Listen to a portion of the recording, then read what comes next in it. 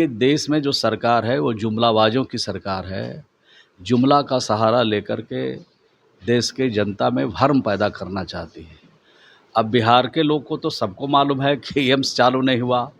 AIIMS में ज़मीन जहाँ पर राज्य सरकार ने दिया, उस ज़मीन पर भारत सरकार काम करना नहीं चाहती है। देश के प्रधानमंत्री नरेंद्र मोदी ने कल कहा कि हमने दरभंगा में एम्स स्टार्ट कर दिया है, जिसके बाद अब प्रधानमंत्री नरेंद्र मोदी को लगातार जो है वो झूठा कहा जा रहा है। बात करेंगे बिहार सरकार के मंत्री हैं श्रवण कुमार उनसे कि आखिरकार क्या एम्स चालू हो गया है दरभंगा में।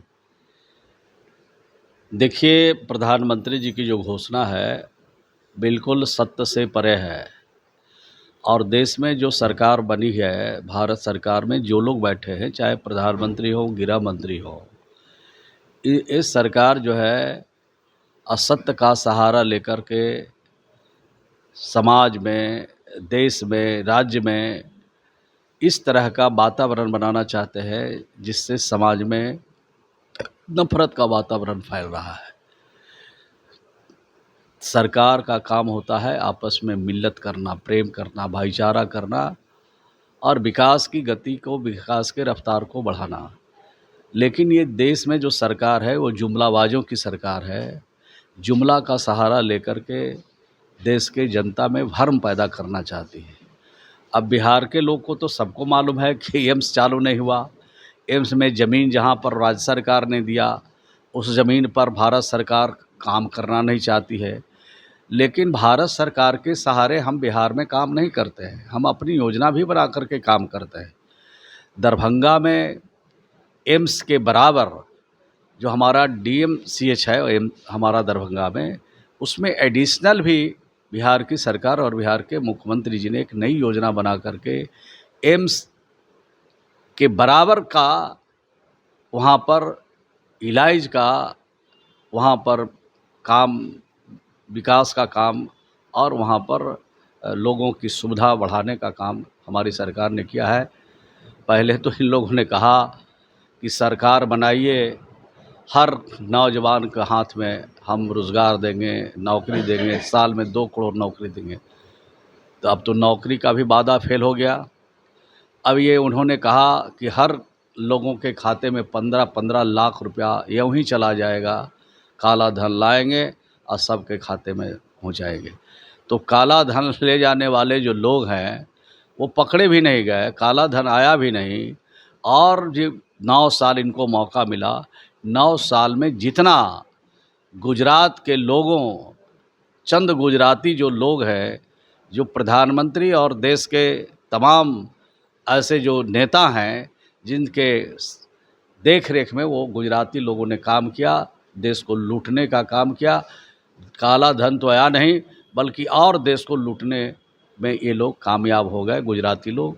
तो ये काम जुमलाबाज लोग असत्य का सहारा। एक बार गृह मंत्री जी आए थे तो पूर्णिया में घोषणा किया कि यहाँ पर हवाई अड्डा चालू हो गया। अब यहाँ से दिल्ली जाने के लिए, कलकत्ता जाने के लिए, मुंबई जाने के, कहीं जाने के लिए वहाँ सुविधा उपलब्ध करा रहे हैं। तो वो तो बना भी नहीं है और ये लोग असत्य का सहारा लेकर भ्रम पैदा करना चाहते हैं। लेकिन देश की जनता इस बार उनको समझ चुकी है।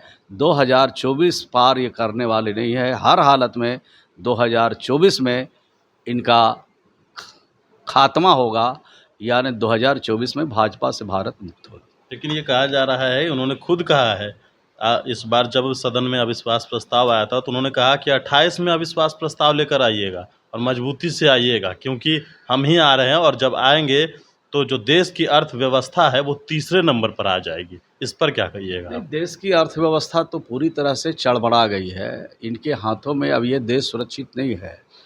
अब कफन पर भी टैक्स जब लग रहा है, खाने पीने की चीज़ों पर टैक्स लग रहा है, बच्चे अब पढ़ेंगे, हॉस्टल में रहेंगे, अब उस पर भी टैक्स लगेगा। तो अब बचा क्या है?